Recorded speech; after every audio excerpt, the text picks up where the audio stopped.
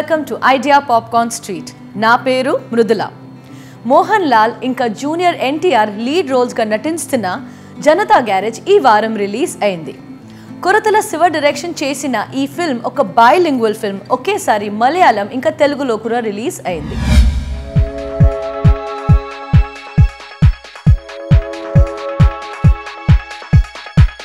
ఈ సినిమాలోని కథ అంతా ఒక మనిషి చుట్టూ తిరుగుతూ ఉంటుంది. సత్యంగా నటిస్తున్న మోహన్ లాల్ హైదరాబాద్కి షిఫ్ట్ అయ్యి ఒక వెహికల్స్ రిపేరింగ్ షాప్ని పెట్టుకుంటాడు. దాని పేరు జనతా గరాజ్. కానీ సత్యంకి ఆనంద్తో మంచి సంబంధం ఉంది అలా తెలుసుకుని చాలా మందిలో శత్రువులు అవుతారు. సత్యంకి కొడుకు కూడా ప్రాపర్టీ కోసం ఆశిస్తాడు. కానీ సత్యంకి ఆనంద్తో పాటు చాలా మంచి సంబంధం ఉంది అలా తెలుసుకుని చాలా శత్రువులు అవుతారు. సత్యంకి కొడుకు కూడా ప్రాపర్టీ కోసం ఆశిస్తాడు.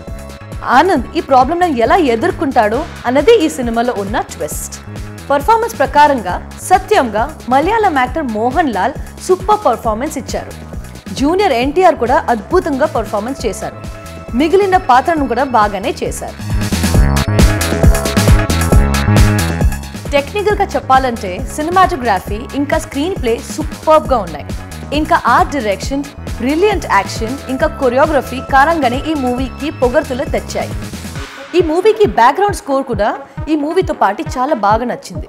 మూవీ ప్లాట్తో బ్యాక్గ్రౌండ్ మ్యూజిక్ చాలా బాగా మ్యాచ్ అయింది. ఈ మూవీ ఎడిటింగ్కు చాలా క్రిస్ప్గా ఉంది. మొత్తంగా యాక్షన్ లవర్స్ ఇంకా మోహన్ లాల్ ఇంకా జూనియర్ ఎన్టీఆర్ ఫ్యాన్స్ తప్పగా చూడొచ్చు.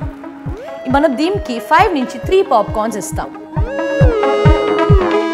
మొత్తంగా యాక్షన్ లవర్స్, మోహన్ లాల్ ఇంకా జూనియర్ ఎన్టీఆర్ ఫ్యాన్స్ తప్పకుండా ఈ ఫిల్మ్ చూడాలి. మనం దీనికి 5 నుంచి 3 పాప్కార్న్స్ ఇస్తాం.